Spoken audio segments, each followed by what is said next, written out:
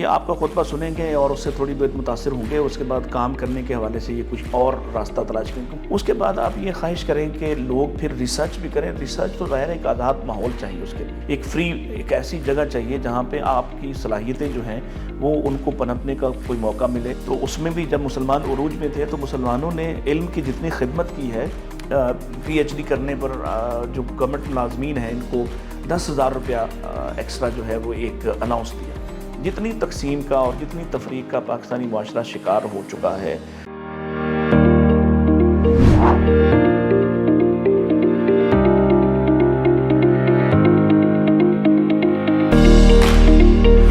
السلام علیکم ناظرین، شیئرنگ آف پروفیشنل وزڈم کے ساتھ میں ہوں آپ کا میزبان علی رحمان خالد۔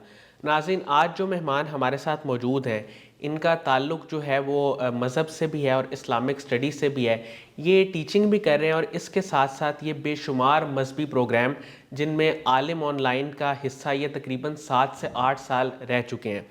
اس کے ساتھ ساتھ ان کی خاص بات یہ ہے کہ یہ چیئرمین ہیں اسوا فاؤنڈیشن کے، جو کہ اس وقت پاکستان میں بہت اچھے کام کر رہی ہے اور ایسے ایسے جگہوں پہ ان کا فوکس ہے کہ جن چیزوں کے بارے میں لوگ اتنا نہیں سوچتے۔ ہم آج ان سے بات اس موضوع پہ کریں گے کہ ہمارے ہاں لوگ باتیں تو بہت کرتے ہیں اور علمی گفتگو بھی ہوتی ہے، لیکن کئی ایسے موضوعات ہیں جو زندگی گزارنے کے لیے یا جن کا تعلق معاملات سے ہے، جو کہ سیرت میں تو بڑے واضح طور پہ ملتے ہیں لیکن لوگ اس کو ڈسکس نہیں کرتے، اس کو بتاتے نہیں ہیں، اس پہ زیادہ بات چیت آج کل کے دور میں نہیں ہو رہی۔ تو وہ کون سے ایسے موضوعات ہیں جن پہ بات چیت ہونی چاہیے اور جن پر بات چیت دوبارہ سے ایک دفعہ نئے انداز میں شروع ہونی چاہیے؟ السلام علیکم ڈاکٹر مطیع اللہ باجوہ صاحب، کیسے ہیں آپ؟ ٹھیک ہیں الحمدللہ، آپ سنائیں۔ سر، میں آغاز یہاں سے کروں گا۔ پہلے تو ماشاءاللہ آپ کا ایک جو ہے طویل علمی سفر ہے، کیریئر ہے، آپ کی اچیومنٹس ہے ماشاءاللہ۔ آپ جو ہے نا وہ ڈاکٹر عامر لیاقت حسین صاحب کے ساتھ بھی پروگرام کرتے رہے ہیں، عالم آن لائن، ہم نے آپ کو دیکھا بھی، آپ سے بہت کچھ سیکھا بھی ہے۔ سر، آغاز میں یہاں سے کروں گا کہ آپ کا جو علمی سفر ہے، آپ نے اسلامک اسٹڈیز کو بھی پڑھا، جرنلزم کو بھی پڑھا، اس کے علاوہ آپ نے اکنامکس کو بھی پڑھا، تو بالآخر آپ نے اپنے کیریئر کو یا اپنی کہہ لیں کہ شوق جو ہے وہ آپ کا اسلامک اسٹڈیز کی طرف آیا، وہ کس طرح آپ کا رجحان پیدا ہوا اور کس طرح آپ نے سوچا کہ میں نے اسی شعبے میں اپنی سروسز سر انجام دینی ہے؟ بسم اللہ الرحمن الرحیم۔ سب سے پہلے تو آپ کا شکریہ اور خاص طور پر قاسم علی شاہ فاؤنڈیشن کا شکریہ جنہوں نے مجھے یہاں دعوت دی۔ دیکھیں، یہ ایک وعدہ ہے۔ میں تو ظاہر ہے کہ کامرس میں جانا چاہ رہا تھا، اکنامکس پڑھ رہا تھا، گریجویشن میری اکنامکس کی ہے، اور میں بینک میں ہی جانا چاہ رہا تھا، اور یہ بات میں کئی دفعہ میڈیا پہ، مختلف چینلز پہ، مختلف جگہوں پہ کہہ چکا ہوں۔ یہ ایک واقعہ ہے، ایک حادثہ ہے میرے پاؤں کا، جس میں بلٹ لگی اور وہ نکل نہیں رہی تھی، اور پھر اس کے بدلے میں لگ یہ رہا تھا ہر طرف سے، پیغام یہی تھا کہ آپ کا پاؤں کٹ جائے گا۔ تو اس وقت یہ وعدہ تھا کہ اگر میرا پاؤں بچ جائے تو میں اپنی زندگی دین پر صرف کر دوں گا۔ تو یہ 99 کا معاملہ ہے، جب میرا پاؤں بچ گیا، اور وہ بلٹ جو ہے وہ اللہ تعالیٰ کی توفیق سے میرے ساتھ ایک بزرگ تھے ساتھ والے بیڈ پہ، انہوں نے مجھے گائیڈ کیا کہ آپ چلیں۔ میں چلا اور وہ بلٹ جو ہے وہ جو کئی ماہ سے نہیں نکل رہی تھی وہ نکل آئی۔ تو اس کے بعد بہرحال بہت سے مواقع ملے مجھے لاء کالج میں جانے کے، جرنلزم کے شعبے میں جانے کے، یا اور ایسے ٹیچنگ کے شعبے میں کسی اور، جیسے اردو میں میری ماسٹر ڈگری ہے۔ تو مواقع ملے، لیکن میں پھر اس وعدے کے ساتھ ہمیشہ جڑا رہا کہ نہیں، میں نے اسی میں اپنا فوکس کرنا ہے۔ اس پر پھر میں نے اپنی جو کمی کوتاہی ہے کوشش بھی کی کہ میں اس کو کم کر سکوں، اس میں پرفارم بہتر کر سکوں۔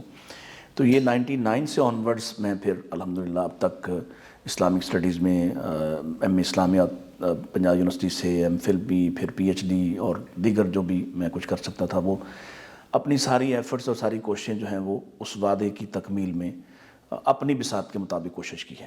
صحیح۔ سر، ٹیچنگ کے ساتھ ساتھ آپ کی ایک فاؤنڈیشن بھی ہے جس کے آپ چیئرمین ہیں، اسوا فاؤنڈیشن۔ مجھے یہ بتائیے گا کہ اس کو کب بنایا اور اس کو بنانے کے پیچھے آپ کا کیا ویژن تھا؟ آپ اس کے ذریعے کیا ڈیلیور کرنا چاہتے تھے؟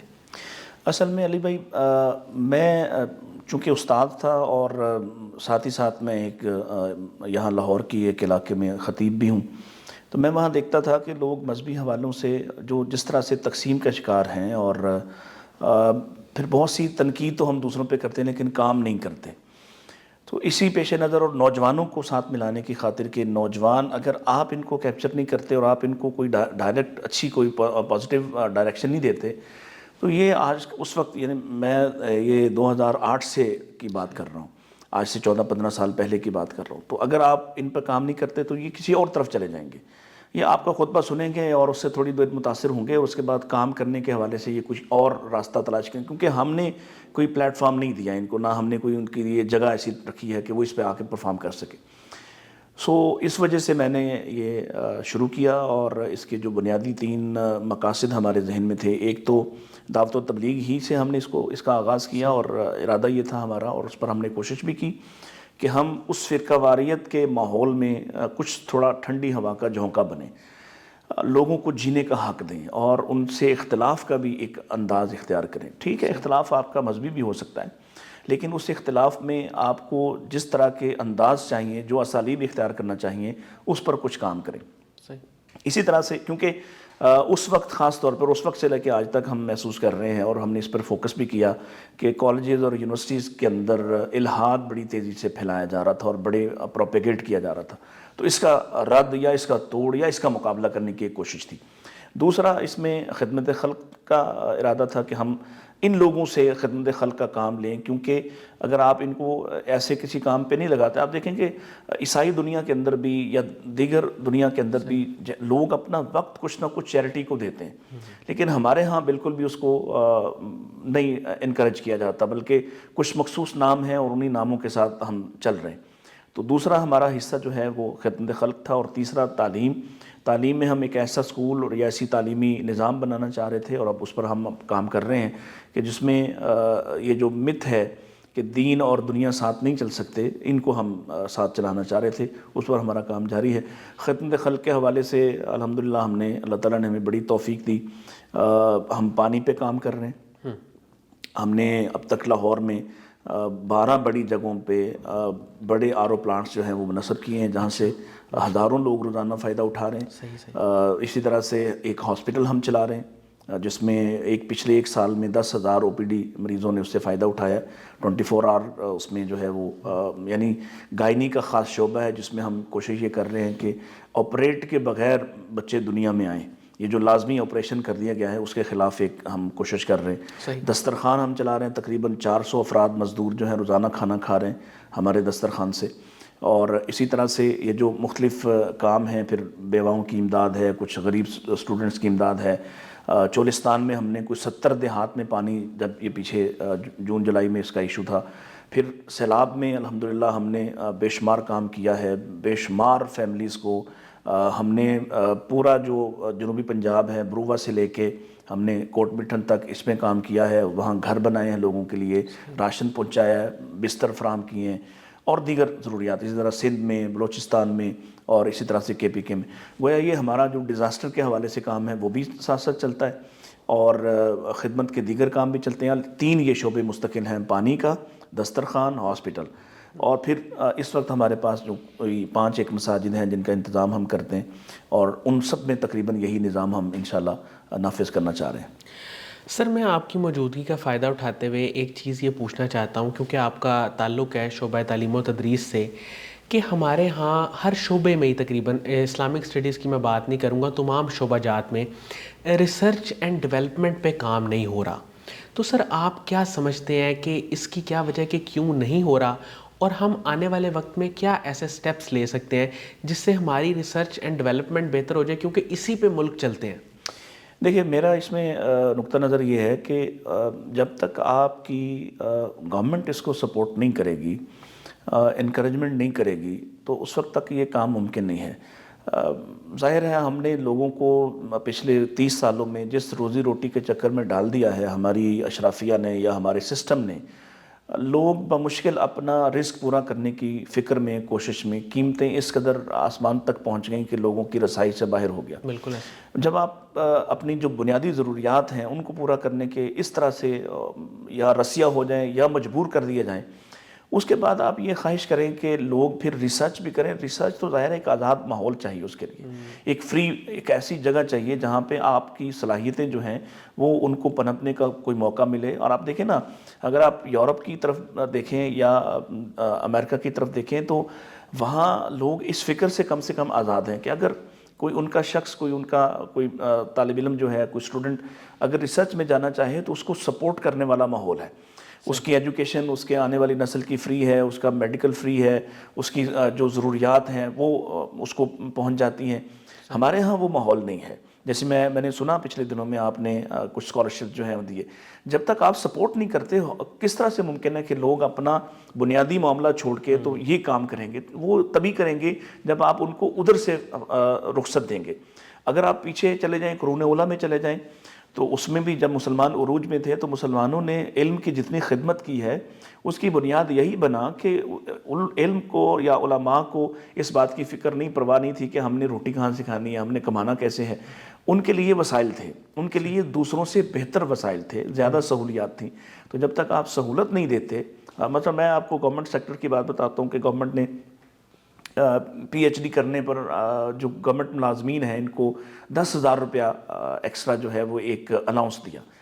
اب آپ سوچ سکتے ہیں کہ 10,000 آج کی اس کی کیا حیثیت ہوگی. اگر آپ کسی کو یہ لالچ دیں کہ آپ کو 10,000 روپے ایکسٹرا ملے گا تو وہ کتنا دل و جان سے اس ریسرچ کو کر رہا ہوگا. جب تک آپ انسینٹیوز نہیں دیتے, پوری دنیا میں آپ کی ریسرچ کو لوگ اٹھاتے ہیں. یہاں کے لوگ آپ دیکھتے ہیں کہ یہاں کے ہمارے جو اچھے اسکالرز ہیں یا ریسرچرز ہیں ان کو پوری دنیا اٹھا کے اپنے ہاں لے جاتی ہے اور ان کو بہت زیادہ نوازتی ہے. تو آپ کو بھی ایسا ماحول فراہم کرنا چاہیے سائنسز میں, سوشل سائنسز میں. جب تک آپ سہولت نہیں دیتے لوگوں کو, ان کی زندگی کو آسان نہیں کرتے, وہ اس طرف نہیں آئیں گے. سر آپ کا ماشاءاللہ سے تعلق ہے, جو آپ مساجد میں بھی آپ لیکچرز دیتے ہیں, اس کے علاوہ آپ ٹیچنگ بھی کر رہے ہیں. مجھے یہ بتائیے گا کہ آپ کے خیال میں عام مساجد میں جو علماء ہیں وہ زیادہ تر پریکٹیکل ٹاپکس پہ گفتگو نہیں کرتے. آپ تو کرتے ہیں, لیکن جو نہیں کرتے, میں چاہوں گا کہ آپ تھوڑا سا گائیڈ کریں کہ کن ٹاپکس پہ زیادہ تر بات چیت ہونی چاہیے, اور علماء کو آپ کیا مشورہ دیں گے کہ وہ مساجد سے, منبر و محراب سے کیا پیغام دیں؟ دیکھیں, یہ بڑا حساس سوال کیا آپ نے, کیونکہ ہم نے خاص طور پہ جو علماء کا طبقہ ہے اس نے اس بات کو اپنے طور پہ ہی ایک مت قائم کر لی ہے, یا یوں سمجھے ایک حوا قائم کر دیا ہے کہ اگر ان کے کسی دائرہ کار پر بات ہوئی تو وہ ناقابل برداشت ہے. تقدیس کا ایک خاص ماحول قائم کر دیا. میں سمجھتا ہوں کہ آپ اگر رسول اکرم صلی اللہ علیہ وسلم کی زندگی کو دیکھیں تو آپ نے جو تربیت دی ہے لوگوں کو اور جو معاشرہ بنانے کے حوالے سے, مثلا اس میں ایک میں مثال دیتا ہوں آپ کو. آپ نے جب ہجرت کی اور بڑا مشکل سفر تھا, اس سے پیچھے 13 سال آپ کی سخت ترین تکلیفیں ہیں, اور آپ ان تکلیفوں سے گزر کے اور پھر جان بچانے والی کیفیات سے گزر کر, یعنی وہ قتل کے در پہ تھے, وہ آپ کو تلاش کر رہے تھے, آپ کے قتل پر انہوں نے انعام رکھا ہوا تھا, اس ماحول سے آپ گزر کے مدینہ تشریف لاتے ہیں, اور مدینہ میں قباء میں آپ کا استقبال کیا جاتا ہے. اور جو پہلا خطبہ آپ ارشاد فرماتے ہیں وہ آپ نے یہ نہیں دیا کہ ان کے ساتھ مقابلہ کیسے کرنا ہے, ان کو مارنا کیسے ہے, ہم نے اسلحہ کہاں سے لینا ہے. یہ ساری باتیں اگرچہ یہ کورس کا, یہ نصاب کا یا سلیبس کا حصہ ہیں کہ آپ کو اپنا دفاع بھی کرنا پڑتا ہے, لیکن معاشرے کی تربیت کے لیے آپ نے جو پہلا خطبہ دیا وہ یہ تھا, افشوا السلام, سلام عام کرو, یعنی لوگوں کو, ایک دوسرے کو امن بانٹو, ایک دوسرے کے لیے خیر خواہی کا پیغام بن جاؤ. اطعموا الطعام, کھانا کھلاؤ, لوگوں کی ہیلپ کرو, ٹھیک. واصلوا الارحام, جو رشتہ داریاں ہیں ان کو جوڑنا شروع کر دو. پھر جا کے چوتھی جگہ پہ جا کے کہا ہے وصلوا باللیل والناس نیام, کے رات کے وقت جو عبادت کا معاملہ ہے, جب لوگ سو جائیں تو اپنے رب کے ساتھ جو ہے وہ تم عبادت میں وقت گزارو. گویا جو پہلے کام ہیں وہ معاشرے کی تعمیر یا تکمیل یا تعمیر کے لیے جو آپ نے روڈ میپ دیا ہے وہ ہیلپ سے ہے, وہ لوگوں کے ساتھ محبت اور شفقت ہے, وہ لوگوں کے ساتھ مل بیٹھ کر ایک نیا معاشرہ بنانے کی کوشش ہے. جب ہم ایک دوسرے کو سلام کہتے ہیں تو یہ صرف کوئی رسمی بات نہیں ہے, بلکہ ہم اصل میں گارنٹی کر رہے ہوتے ہیں کہ میری طرف سے آپ محفوظ ہیں. بالکل. کیا آج پاکستانی معاشرے میں یہ فیل ہوتا ہے آپ کو کہ آپ کو کوئی السلام علیکم بھی کہے اور آپ خیال کریں کہ اب میں اس کے شر سے محفوظ ہوں؟ ایسا نہیں.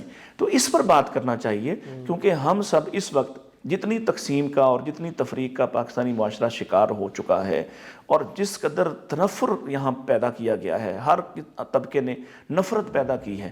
آپ یقین کریں کہ اپنے گھر سے نکل کے کوئی شخص دوسرے اپنے ہمسائے کا اس سے پوچھ نہیں سکتا کہ تمہارے مسائل کیا ہیں، کیونکہ اگر آپ اس سے یہ سوال کریں تو ہو سکتا ہے وہ اسی بات پہ آپ سے لڑ پڑے اور معاملہ جو ہے وہ کسی اور طرف چلا جائے۔ تو ہمیں لوگوں کے اندر برداشت کو، تحمل کو، اور ایک دوسرے کے ساتھ وقت گزارنے کا جو کوالٹی وقت ہے وہ ہم کیسے گزار سکتے ہیں۔ معاشرہ ایک ساتھ گرو کرتا ہے، کبھی یہ نہیں ہوتا کہ پڑھے لکھے لوگ یا طاقتور لوگ یا مالدار لوگ جو ہیں وہ ایک خاص معاشرہ بنا لیں اور بہت بڑا طبقہ جو ہے غریب کا یا مڈل کلاس کا وہ ایک اور زندگی جیتا ہو۔ جب وہ اس طرح کی زندگی جیے گا تو جو ہمارا حال ہوا ہے وہی ہوگا۔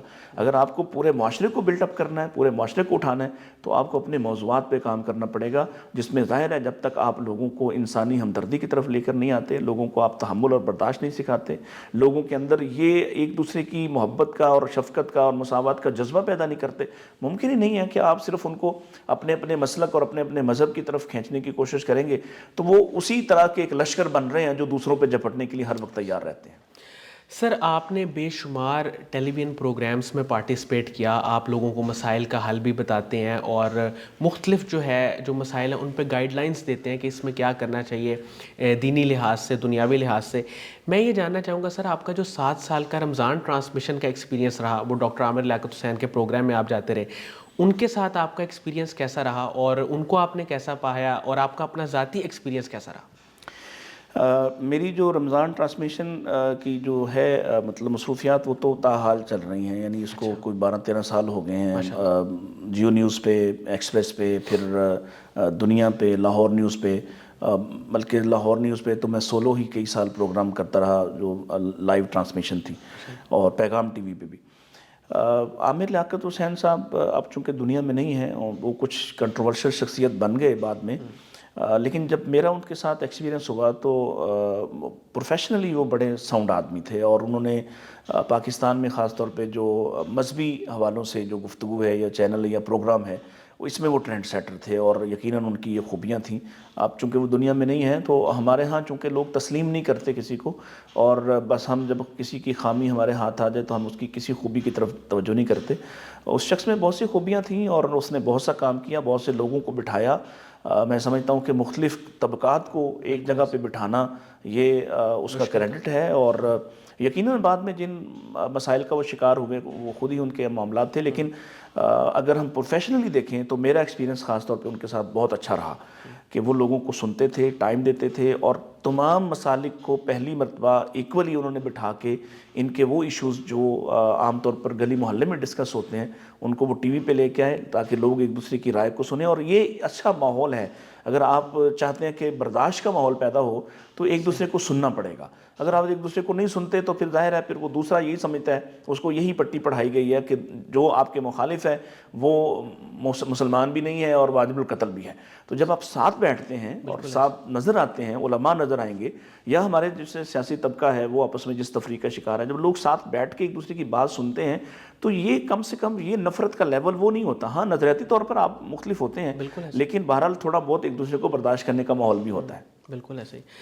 اچھا سر، میں یہ جاننا چاہوں گا کہ آپ جب لوگوں کے ساتھ خطاب کرتے ہیں، خاص طور پہ یوتھ کو جب آپ ایڈریس کرتے ہیں، تو کیا ایک نصیحت آپ ان کو ہمیشہ کرتے ہیں اور آپ ہمارے پلیٹ فارم سے بھی ان کو کرنا چاہیں گے، وہ کیا ہے؟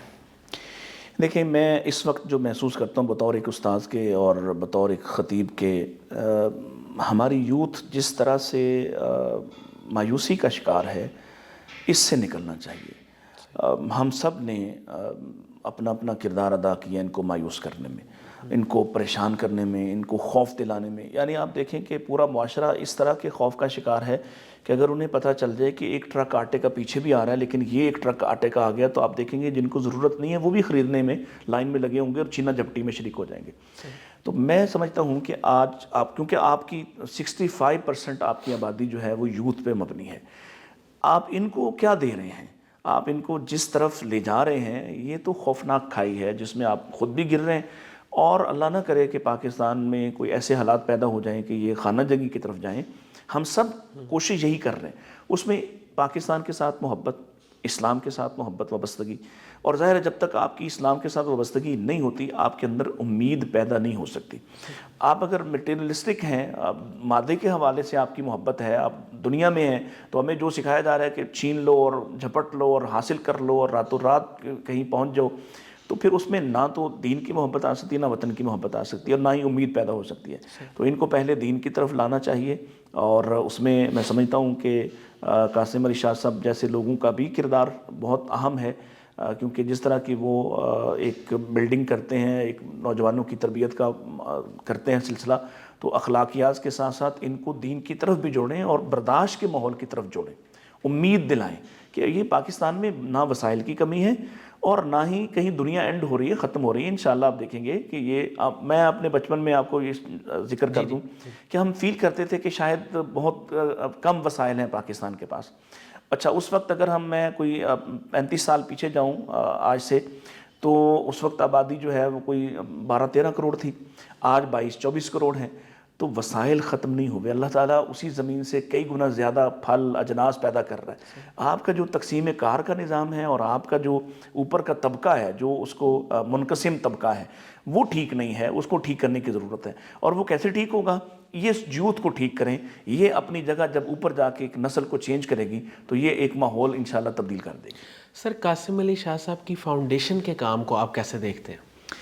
میں بہت اچھی طرح سے سنتا دیکھتا رہتا ہوں، اور اگرچہ یہ میرا پہلا ٹور ہے، پہلا یہاں پہ وزٹ ہے، لیکن میں بہت عرصے سے واقف ہوں شاہ صاحب سے اور ان کی ساری محنت سے، اور انہوں نے پاکستانی معاشرے کو بہت کچھ دیا ہے، خاص طور پہ یوتھ کو بہت کچھ دیا ہے. اور میں تعریف تو بس بعد میں کریں گے انشاءاللہ، اللہ کے ہاں کریں گے. اور وقتی طور پہ جو ان کے لیے ایک تھوڑی سی مشکل پیچ آیا ہے، سیاسی حوالوں سے بعض لوگوں نے ان کو پریشان بھی کیا ہے، تو میرا خیال ہے یہی وجہ ہے جس پر ہمیں کام کرنے کی ضرورت ہے. اور شاہ صاحب کو بھی اسی پہ زیادہ فوکس کرنا چاہیے کہ معاشرے کے اندر جو برداشت کا ماحول ختم ہو گیا ہے، اس کو کسی طرح سے ہم ریوائز کر دیں. تو میرا خیال ہے ہمارا جو کردار ہے وہ پاکستان بنانے والے جتنے عظیم تھے، اتنا ہی اس کو دوبارہ اس کی راہ پر ڈالنے والے بھی عظیم ہو جائیں گے. بہت بہت شکریہ ڈاکٹر مطیع اللہ باجوہ صاحب آپ کی تشریف آوری کا. ناظرین، مجھے امید ہے کہ ان کی گفتگو سے آپ نے بہت کچھ سیکھا ہوگا. جو خاص چیز جو میں نے سمجھی ہے وہ آپ لوگوں نے بھی یقیناً سنی ہوگی کہ کو ایگزسٹنگ کا جو ایک ماحول ہے، یعنی لوگوں کو ایکسیپٹ کرنا کہ وہ بھی اسی دنیا کا حصہ ہیں، یا انہوں نے بھی جینا ہے، یا انہوں نے بھی یہاں پہ گزارا کرنا ہے، ان کو برداشت کرنا، یہ جو ہے بہت ایک امپورٹنٹ چیز ہے. اس پہ ہمیں کام کرنے کی ضرورت ہے کہ جو اگلا بندہ ہے وہ ہے، آپ اس سے اختلاف کر سکتے ہیں لیکن آپ اس کی مخالفت فوری طور پہ نہ کریں، بلکہ دیکھیں، اس کو سمجھائیں. اگر آپ اس سے اختلاف بھی کرتے ہیں، آپ کو لگتا ہے وہ کوئی کام غلط بھی کر رہا ہے، تو آپ پہلی جو اس میں ایک سجیشن ہوتی ہے یا پہلی جو اس میں چیز ہوتی ہے، وہ اس کو تبدیل کرنے کے لیے آپ کوئی محبت کا یا پیار کا راستہ اختیار کریں. اگر پھر اس میں چیزیں نہیں ہوتی، پھر ظاہر ہے کہ اس میں مزید چیزیں بھی ہیں، لیکن کم از کم برداشت کریں، لوگوں کو دیکھیں اور اپنے علم و فکر کے جو دروازے ہیں ان کو کھولیں اور اس پہ کام کریں. اس کے ساتھ ہی اجازت دیجیے، اپنا بہت ہی خیال رکھیے گا. انشاءاللہ دوبارہ حاضر ہوں گے ایک نئے انٹرویو کے ساتھ. اللہ حافظ.